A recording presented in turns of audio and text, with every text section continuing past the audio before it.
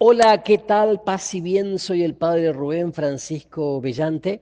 Es una alegría para mí compartir en este podcast lo que es eh, los dos personajes más importantes del Adviento, sin lugar a dudas. Porque ya he dicho que el gran protagonista del Adviento es Dios, pero dos personajes fundamentales son María y José.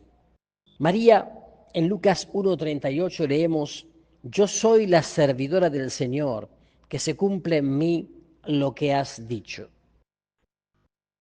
Nuestra Señora del Adviento, María está presente en todo el Adviento, su presencia resplandece con mayor intensidad el domingo inmediatamente anterior a Navidad.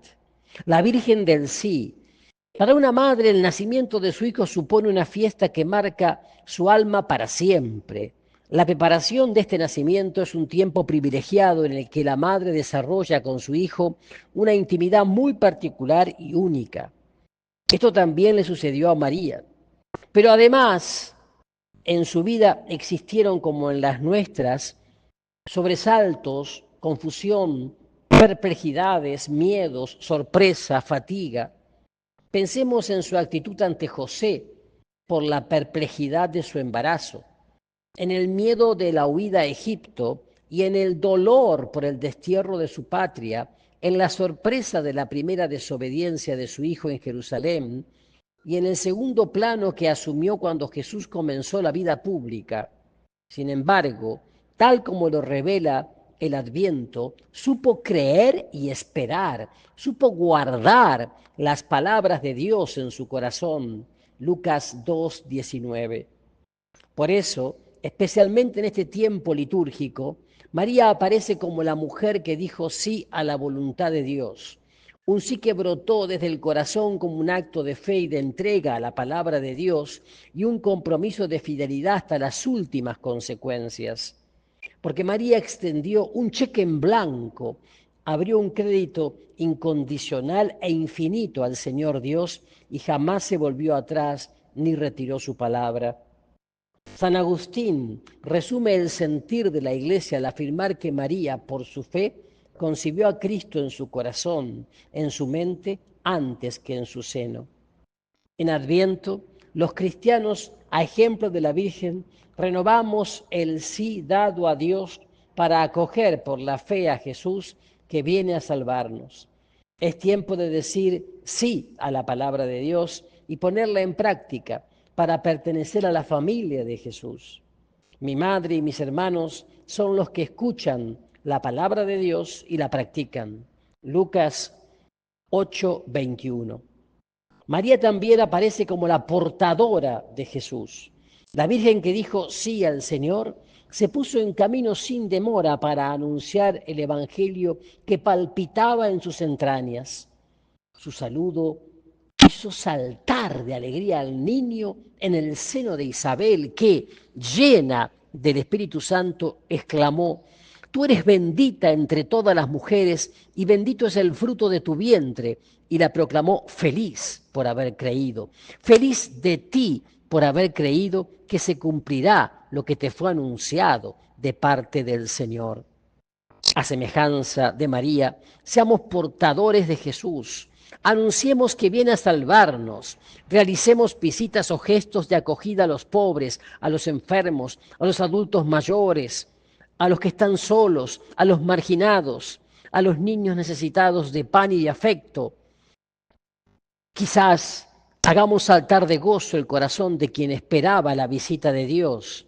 Entonces también se estremecerá de alegría nuestro espíritu por encontrar y sentir a Jesús en los hermanos.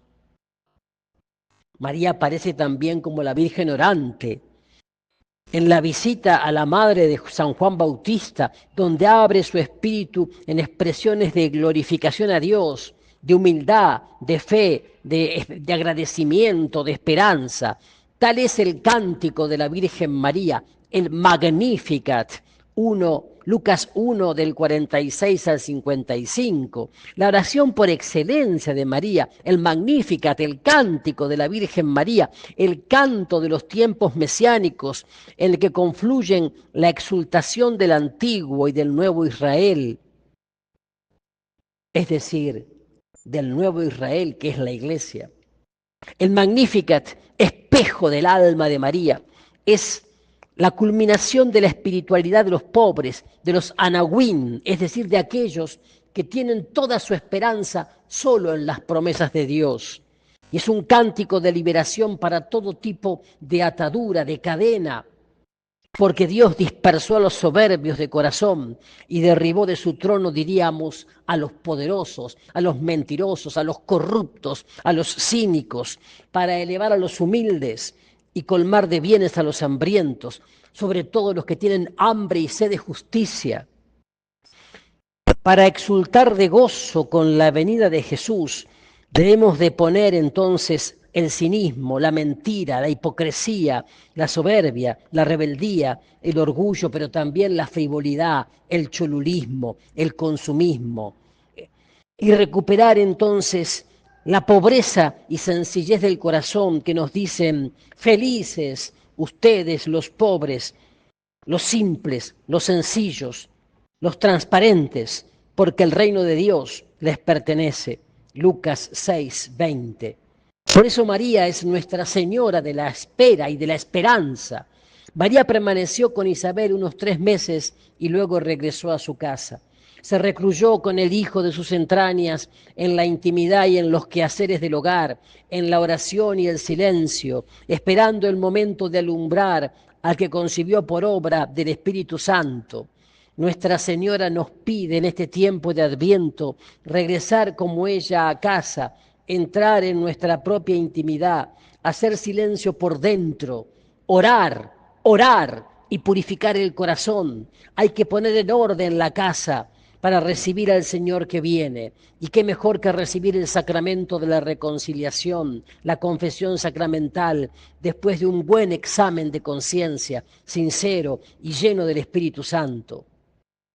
Los que vivan con la liturgia el espíritu del Adviento, al considerar el inefable amor con que la Virgen Madre esperó al Hijo, se sentirán animados a tomarla como modelo y a prepararse vigilantes, atentos, alertas en la oración y jubilosos en la alabanza para salir al encuentro del Salvador que viene. Ven, Señor Jesús, ven que te esperamos, ven pronto, Señor, Maranatá. Y también otro personaje fundamental del Adviento es José, San José. Leemos en Mateo 1, 20 y 21, 24, José, hijo de David, no temas recibir a María, tu esposa, porque lo que ha sido engendrado en ella proviene del Espíritu Santo. Ella dará a luz un hijo, a quien pondrás el nombre de Jesús, porque él salvará a su pueblo de todos sus pecados. Al despertar, José hizo lo que el ángel del Señor le había ordenado. José fue el hombre justo, elegido por Dios para ser el esposo de María y padre adoptivo de Jesús. Mateo 1:16. La Escritura habla muy poco de él.